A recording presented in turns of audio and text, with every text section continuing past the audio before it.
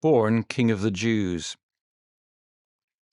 Now after Jesus was born in Bethlehem of Judea in the days of Herod the king, behold, wise men came from the east to Jerusalem, saying, Where is he who has been born King of the Jews?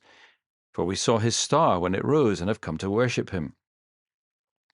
When Herod the king heard this, he was troubled, and all Jerusalem with him. And assembling all the chief priests and the scribes of the people, he inquired of them where the Christ was to be born. And they told him, In Bethlehem of Judea. For so it is written by the prophet, And you, Bethlehem, in the land of Judah, are by no means least among the rulers of Judah, for from you shall come a ruler who will shepherd my people Israel.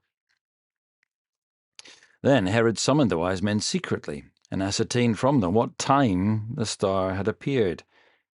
And he sent them to Bethlehem, saying, Go and search diligently for the child, and when you have found him, bring me word, that I too may come and worship him. After listening to the king, they went on their way, and behold, the star they had seen when it rose went before them, until it came to rest over the place where the child was. When they saw the star, they rejoiced exceedingly with great joy. And going into the house, they saw the child with Mary his mother, and they fell down and worshipped him. Then, opening their treasures, they offered him gifts, gold and frankincense and myrrh. And being warned in a dream not to return to Herod, they departed to their own country by another way. Matthew 2, verses 1 to 12. The chapter which relates the story of the wise men from the east is one marked by contrasts and opposites, and it well reflects the contradictions of our time as we sing of the birth of the Son of God. There's the contrast between the simple, humble dignity of the kings as they followed the star to the stable of Bethlehem, and the harsh, grim reality of totalitarian rule represented by Herod and his court. The same kind of incongruity is seen between a worshipping people and the age of satellites, guided missiles, and space probes. This is the agonizing background of Christmas in our age, in which we're presented with the stark alternatives: the wisdom of God or the wisdom of the world. For the satellites focus attention on the terrifying powers and potentialities of sinful man. The star leads to Christ, God's answer to the towering enigmas and crises of every age. There are those who are impatient with the seeming absurdity of the contrast between the gravity of our crisis-stricken situation and the answer that the Christian gospel purports to give, a helpless babe. Should this be taken seriously, they think? But the Bible has its answer ready for them.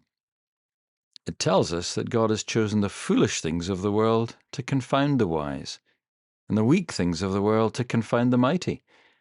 The weakness of God, we are reminded, is stronger than men. And this, in fact, is the heart of the miracle of Christmas. For what did the wise men say?